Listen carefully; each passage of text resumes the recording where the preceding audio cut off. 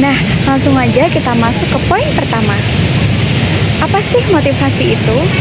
Nah, di sini menurut buku yang saya baca, motivasi kerja karyawan menurut Carver, Jones, dan George 2007, motivasi karyawan itu merupakan kekuatan psikologis yang akan menentukan arah dari perilaku seseorang, tingkat upaya dari seseorang, dan tingkat ketegaran pada saat orang itu dihadapkan pada berbagai rintangan. Nah, definisi motivasi tersebut mengandung beberapa elemen konsep yang dapat saya jelaskan sebagai berikut. Yang pertama, arah dari perilaku seseorang itu menunjukkan berbagai kemungkinan pilihan perilaku yang bisa dipilih oleh seseorang. Nah, di sini sebagai contohnya itu kayak seorang karyawan dapat memilih untuk berperilaku datang tepat waktu atau selalu datang terlambat ke kantor. Pilihan karyawan tersebut pasti didasari oleh motivasi tertentu. Kedua, ada tingkat upaya. Tingkat upaya ini itu menunjukkan sampai sejauh mana upaya seseorang untuk mencapai satu hal. Tingkat upaya ini juga akan menunjukkan ukuran intensitas dari dorongan atau drive yang dimiliki seseorang untuk mencapai suatu hasil tertentu.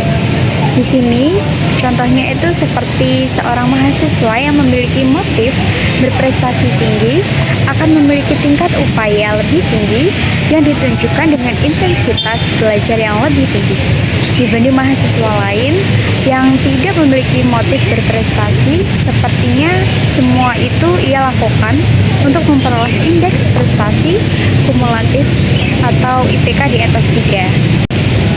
Elemen terakhir yaitu tingkat ketegaran.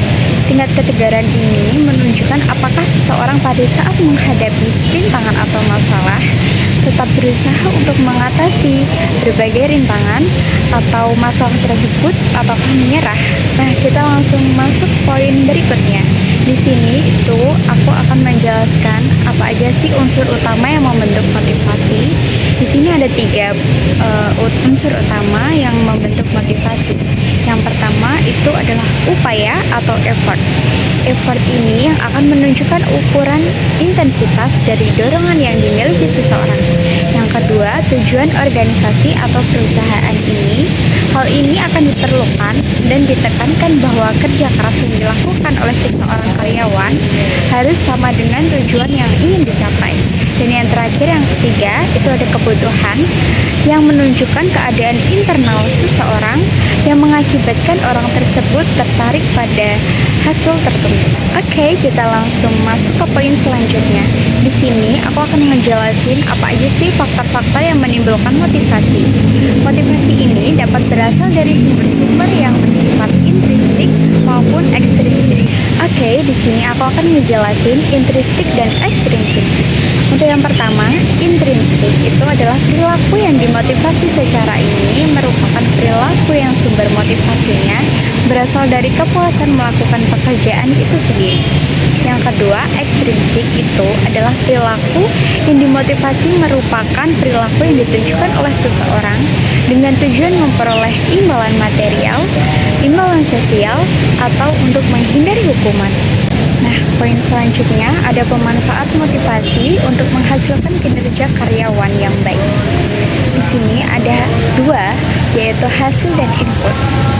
Untuk hasil atau outcome mencakup apapun yang diperoleh seseorang dari pekerjaannya atau perusahaan. Beberapa hasil seperti rasa puas setelah menyelesaikan tugas yang menantang. Rasa puas ini memiliki wewenang. Rasa senang mengerjakan sesuatu pekerjaan akan bermotivasi perilaku orang secara intrinsik. Yang kedua ada input. Input ini sendiri merupakan segala sesuatu yang dapat diberikan oleh sumber daya manusia, perusahaan, dan dibutuhkan oleh perusahaan untuk mencapai tujuan. Input tersebut mencakup misalnya pengetahuan, keahlian, usaha, waktu, tenaga, serta pengalaman yang dimiliki oleh karyawan dan mereka bersedia memberikan kepada perusahaan dalam rangka mencapai tujuan perusahaan. Nah, kita masuk ke poin terakhir. Di sini aku akan ngejelasin teori-teori tentang motivasi.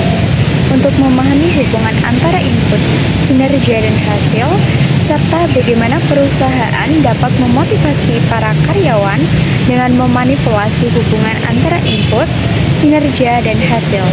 Diperoleh berbagai teori mengenai motivasi yang dapat menjelaskan hubungan.